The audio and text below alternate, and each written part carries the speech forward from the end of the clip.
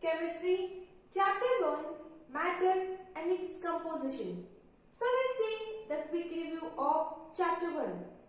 So we will do the revision in the form of some question answers. So let's start with the first question. Define matter with examples. Matter is anything that has mass and volume and which can be perceived by our senses. The examples of matter are chalk, duster, notebook, water, air, and so on. Next, define mass. The quantity of matter contained in any body is called as mass. Second, define volume. The space occupied by any object is called as its volume. Every object in any empty room occupies some space inside it. Next, what is the difference between mass and weight? Mass of the body is amount of matter contained in any body, and weight is the force of an attraction or force by which the earth pulls any body towards it. Mass of the body is a constant quantity, but weight of the body is not the constant quantity. Mass do not change as per the place, but weight of the body vary as per the change of the place. Composition of matter. Matter is made up of the smallest particle called as atoms. Atom is defined as the smallest possible unit of the matter which exhibits all the property of that particular matter. Atoms do not have independent existence. So, to exist independently, two or more atoms are getting combined to each other and they are forming the molecule. Molecules are bigger than atom. After combining the atoms, molecules are forming.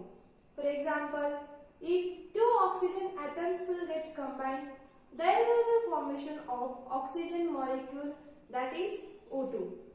Second example is water molecule. Two hydrogen atoms and one oxygen atoms get mixed with each other or get added, then there is a formation of water molecule, and that is H2O. In this way, atoms and molecules are important part of the matter. Next question is, state the three characteristics of matter. There are three main characteristics of matter. First, intermolecular spacing. The molecules of matters have gaps between them, and these gaps vary as per the state of matter.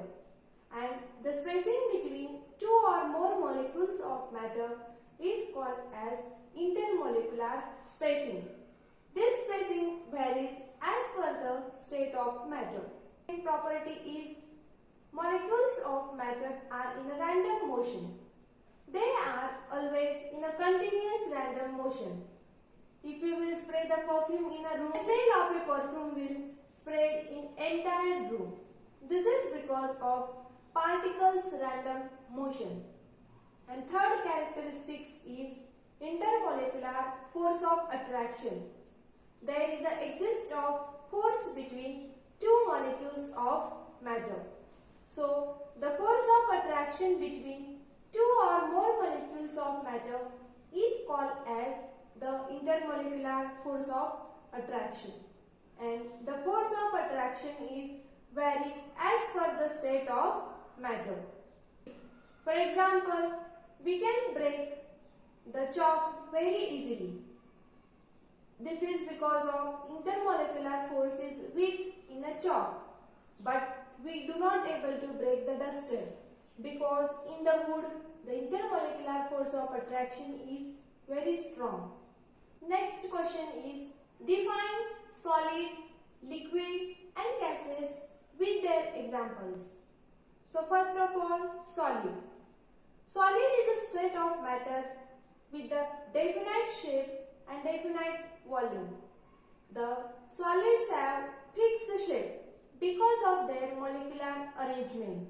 Molecules of solids are closely packed, so they have their own definite shape.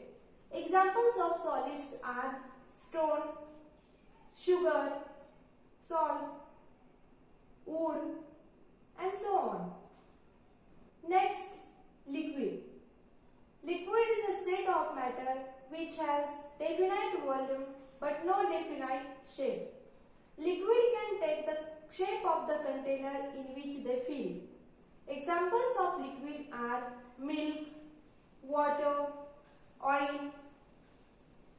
Next state is gaseous state. It is a state of matter in which the intermolecular force of attraction is very weak and molecules are free to move in entire space. State of matter which do not have definite shape or definite volume. Examples of gases are oxygen, nitrogen, hydrogen. Next, why are liquid and gases are called as fluids? Gases and liquids are called as fluids because they have property as the fluidity. It means they can flow. Gases are free to move in an entire space, and liquid can also flow from higher level to lower level. For example, flowing of water. Define interconversion of states of matter. In everyday life, we observe that many substances are converting or changing their state from one state to another state with the particular conditions. So let's define the interconversion of states of matter. It is the process by which matter changes from one state to another and back to original state without any change in its chemical composition when conditions are changed. The change in state of matter is mainly caused by the two main conditions. First, change in temperature, and second, by applying pressure. These are the conditions which cause the change in state. Under what conditions the solids, liquids and gases change their state? So let's see the answer for it. The first condition, that is the change in temperature.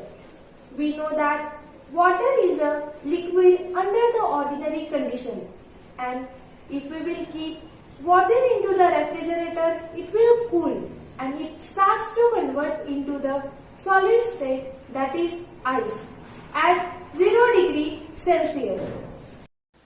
The process by which the liquid state starts to convert into the solid state is called as freezing. And the example shows that water from the liquid state will convert into the solid state ice form on performing the cooling. And as we will keep that ice at the room temperature, that ice will start to melt and it will convert into the liquid form again. So this is happen at the room temperature. The process by which the solid state changes into the liquid state on heating is called as melting. Example is the ice from the solid state will melt or it will convert into the water in the liquid form.